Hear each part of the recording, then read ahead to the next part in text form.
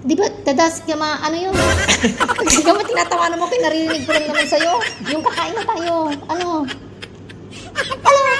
Itadakimasu. Itadakimasu. Nishenshin. Arigatou gozaimasu. Oh, di ba? Ay, thank you muna. Thank you muna.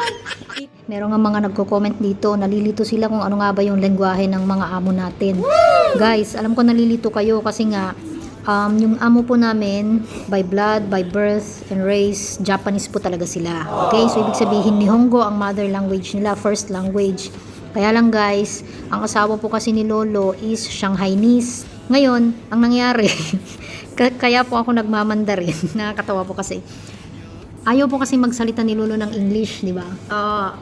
Madalas ayaw niya talaga magsalita ng English. Ang hirap-hirap pong makapag-communicate sa kanya kasi ang alam niya talagang language is Nihongo tsaka Shanghainese. Eh anong gagawin namin ni kuya niyo? 'Di ba? Hindi naman kami marunong mag-Nihongo. Eh di lalong-lalo na yung Shanghainese. So ang nangyari guys, kapag nagsasalita kami ng Mandarin, naiintindihan po niya pero hindi po siya sumasagot ng Mandarin. Sinasagot niya po kami ng Shanghainese or Nihongo. Alam niyo guys, ang importante doon, nagkakaintindihan kami, okay? Pero madalas yung naririnig sa mga video namin, Mandarin yung gamit namin. Kasi there's no way na mag-Cantonese kami kasi hindi po sila Chinese, okay?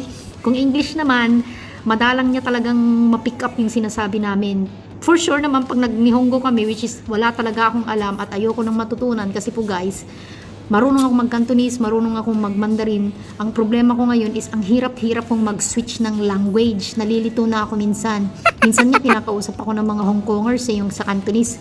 Sinasagot ko sila ng Mandarin out of consciousness. Kasi nga, alam mo yung natural na lang nalalabas sa bibig mo. Tapos nalilito na rin ako kaya ayoko nang pag-aralan yung Nihongo. O kaya yung Shanghainese. Ang Shanghainese guys, sobrang hirap. Kasi yung amo namin babae, hindi rin po marunong mag-Shanghainese. So basically, pag nag-uusap sila is Japanese. Yun. Tapos English kung nasa mood siya. So wag na po kayong malito ha. Hindi po Chinese yung mga amo namin, Japanese. Kaya yung language namin is we're just trying to meet up halfway kung saan kami pwedeng magkaintindihan. Minsan guys, Ilocano rin siya. Ilocano rin minsan siyang. Sabi niya. Sige nga. Alpas ka ng uncle niya? Yes? Yeah. I-try nga natin mag-Nihongo. Ikaw nga, medyo may alam ka sa Nihongo eh. Sige nga. Sasabihin ko. Kahit na ano, Nihongo lang. Yaka mo. Di ba, tadas, kama, ano yun? Di ka mo tinatawanan mo, narinig ko lang naman sa'yo. Yung kakain na tayo. Ano? Itadakimasu. Itadakimasu.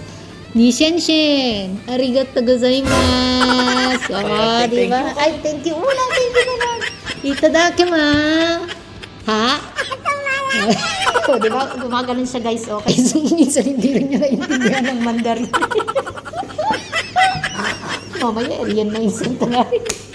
Crazy. Ano?